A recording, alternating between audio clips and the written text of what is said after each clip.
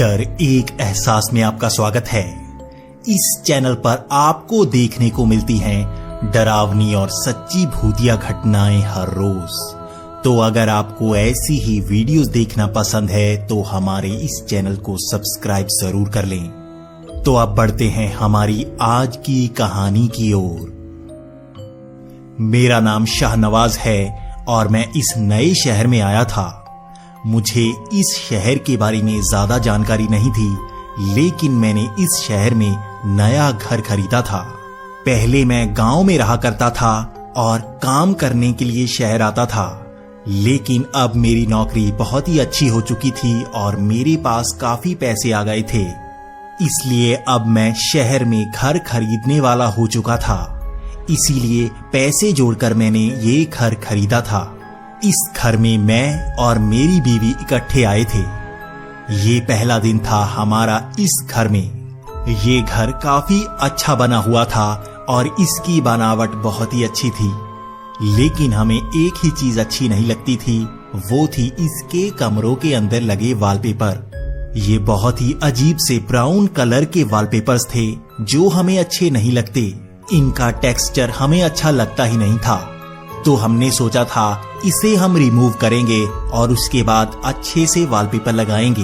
पहले दिन तो हमने सिर्फ अपना सामान ही यहाँ पर शिफ्ट करवाया। हमने पहले दिन सारा सामान अपनी जगह पर रखने की कोशिश की, लेकिन दिन काफी हो चुका था। लेकिन हम यहाँ पर रुक नहीं सकते थे, यहाँ पर कोई फैसिलिटी नहीं थी। इसी कारण हम दूसरे घर चले गए जहाँ पर हम किराए पर 2-3 दिन रहते। उसके बाद हम यहाँ पर शिफ्ट कर जाते। दूसरे दिन हम फिर से यहाँ पर आए और हमने अपना सामान यहाँ टिकाना शुरू कर दिया। मेरी बीवी यही कह रही थी कि हमें यहाँ पर वॉलपेपर खुद ही उखाड़ने चाहिए, ताकि इसमें हमें दूसरे बंदे की लेबर कम देनी पड़ेगी। अगर हमने किसी पेंट करने वाले को बुलाया तो वो इसे उखाड़ने के अलग से पैसे लेगा। तो हमने यही प्लान बनाया था कि हम अपना सामान टिकाकर शाम को ये वॉलपेपर को उतारेंगे। हमने सारा दिन सामान टिकाने में लगाया और अब शाम हो चुकी थी। अब हम दोनों लग गए उन दीवारों के उस वॉलपेपर को उखाड़ने के लिए। हमने उस वॉलपेपर को उखाड़ना शुरू किया तो वो काफी मुश्किल था। वो तो जैसे किसी गाढ़े लेप से चिपकाया गया था। वो लेप काफी ज्यादा थिक रहा होगा। मुझे पहले लगा इसे फेविकॉल से चिपकाया गया होगा, लेकिन ये मेरा भ्रम था।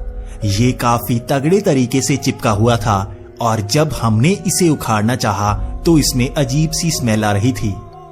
मैं भी सोच रहा था कि ये कैसी स्मेल है, लेकिन मुझे ये पता नहीं लग पा रहा था कि ये कौन सा केमिकल है।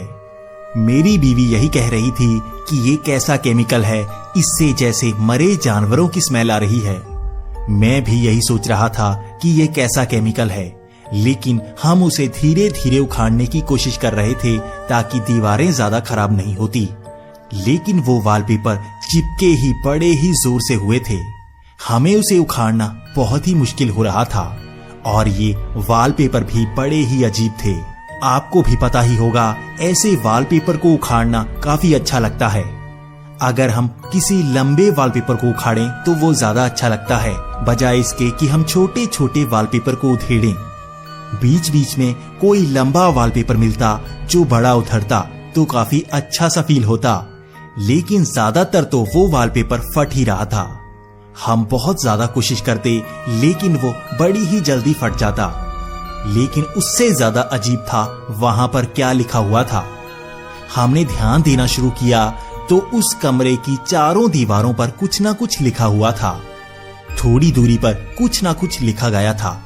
मैंने सोचा अब यही पढ़कर देखते हैं कि इस पर लिखा क्या गया है।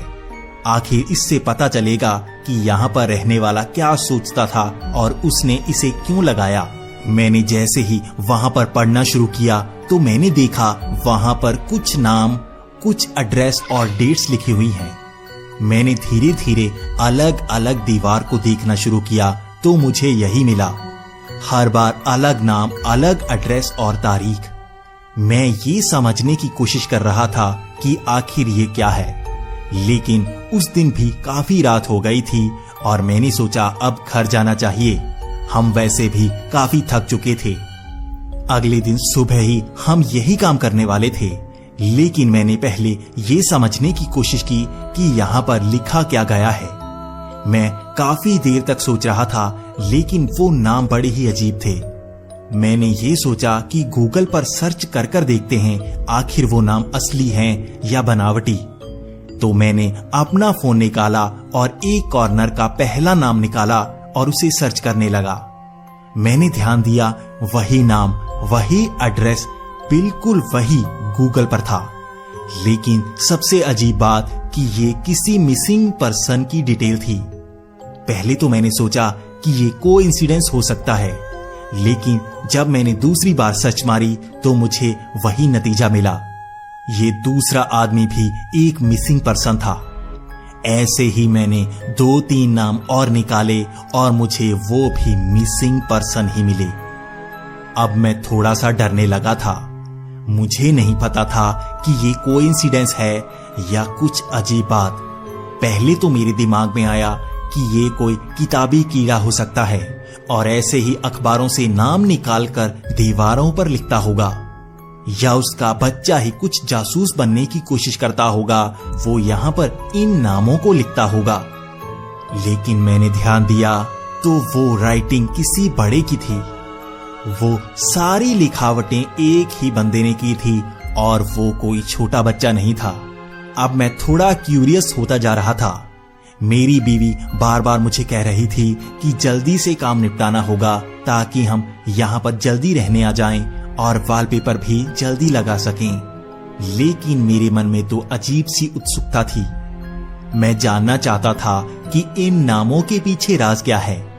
ये तो जैसे मेरे लिए पहेली थी और मुझे इसमें मजा आ रहा था। मैं सोच रहा था कि इसे सुलझाऊंगा ही। पहले तो मैंने ये जानने की कोशिश की कि इस घर में रहता कौन था। तब मुझे पता लगा कि यहाँ पर एक आदमी रहता था और वो इस घर को बेचने पर मजबूर हो गया था। उसके पास घर की किस्त देने के पैसे नहीं थे, तो बैंक ने इस घर को नीलाम कर दिया था।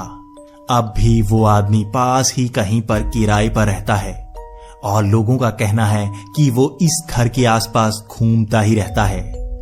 मैं भी सोच रहा था कि वो घर के आसपास क्यों घूमता रहता है। तब मैंने सोचा कि हर बंदे का अपने घर के साथ लगाव होता है। हो सकता है बेचारे के पास पैसे नहीं होंगे और बैंक वालों ने उसका घर ही नीलाम कर दिया। लेकिन मैं पहले तो इस पहेली को सुलझाना चाहता था। मैं उस बंदे के घर नहीं जाना चाहता था, लेकिन मैं ये सोच रहा था आखिर ये नाम किसके हैं। मैंने इन नामों को ध्यान से सर्च करना शुरू किया तो मुझे बहुत ही अजीब चीज मिली।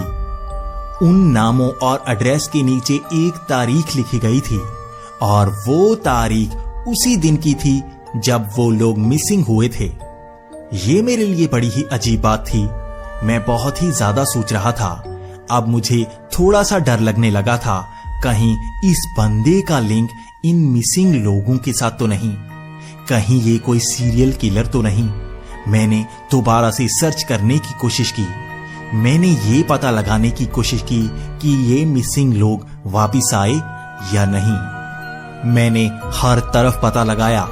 मैंने 1-2 लोगों के घर के नंबर भी लिए और वहां पर भी पूछने की कोशिश की, लेकिन मैं अब थोड़ा सा डरने लगा था।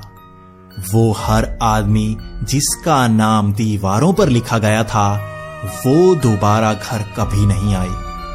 ना ही पुलिस को पता लग पाया कि वो लोग गए कहां। कई स्पेशल इन्वेस्टिगेटर्स का मानना है कि शहर में कोई तो सीरियल किलर है जो इन लोगों को गायब कर रहा है। उनका मानना है कि वो जल्द ही उसे पकड़ लेंगे, लेकिन उनके हाथ कोई सुराग नहीं लग पा रहा है। उनको पता ही नहीं है कि वो है कहां। अब मुझे थोड़ा सा डर लगने लगा था। मुझे लग रहा था जैसे इस घर से कुछ तो लिंक होगा उन लोगों का। मैंने एकदम से पुलिस को कॉल कर दी, क्योंकि मैं अंदर से डरने से लगा था। मुझे लग रहा था इस घर का लिंक कुछ ना कुछ उन लोगों से तो है। तभी वहां पर आधे घंटे के अंदर ही पुलिस पहुंच गई। पहले तो पुलिस वाले मुझसे पूछ रहे थे कि मैं इतना घबराकर क्यों बोल रहा हूं। तब मैंने उनको सब कुछ बता दिया। मैंने खुद घूम घूम कर उन नामों को दिखाया और खुद गूगल करके उन पुलिस वालों को दिखाया कि देखो ये सारे ही मिसिंग लोगों की है। तभी उन पुलिस वालों ने आगे भी कुछ लोगों को फोन करके बुला लिया। जब वो लोग घर पर आए तो वो स्पेशल इन्वेस्टिगेटर थे। वो जैसे ही घर के अंदर आए उन्होंने चारों तरफ टेप करना शुरू कर दिया। वहां पर लिखा गया था कि इसके आगे कोई नहीं आना चाहिए। हमें भी बाहर निकाल दिया गया। पहले तो मुझे गुस्सा आया कि हमें हमारे ही घर से बाहर निकाला गया है, लेकिन मैं सोच रहा था हो सकता है उन्हें कुछ सुराग मिला हो। मैं उन्हें डिस्टर्ब नहीं करना चाहता था, लेकिन मैं थोड़ा सा हैरान था क्योंकि अंदर से कुछ अजीब आवाजें आ रही थी। हर कोई यही कह रहा था ये इंसान है, ये इंसान है।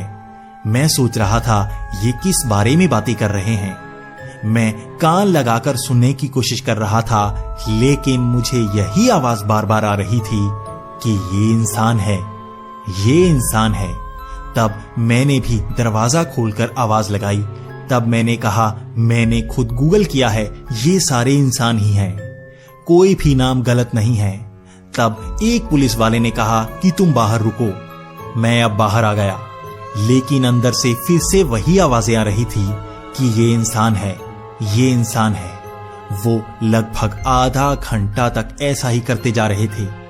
उसके बाद मैं और मेरी पत्नी भी थोड़ा सा डरने लगे थे कि ये लोग अंदर कर क्या रहे हैं।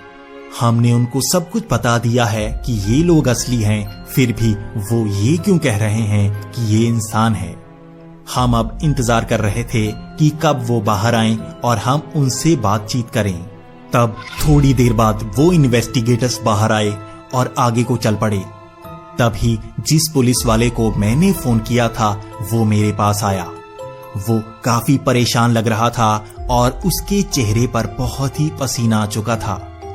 मैं भी हैरान था कि ये क्या है। मैं उससे जानना चाहता था आखिर सच्चाई क्या है, वो अंदर क्या कर रहे थे और उन्हें पता क्या लगा है। तब उस पुलिस वाले ने हमें जो भी बताया, हमारे पैरों तले जमीन खिसक गई।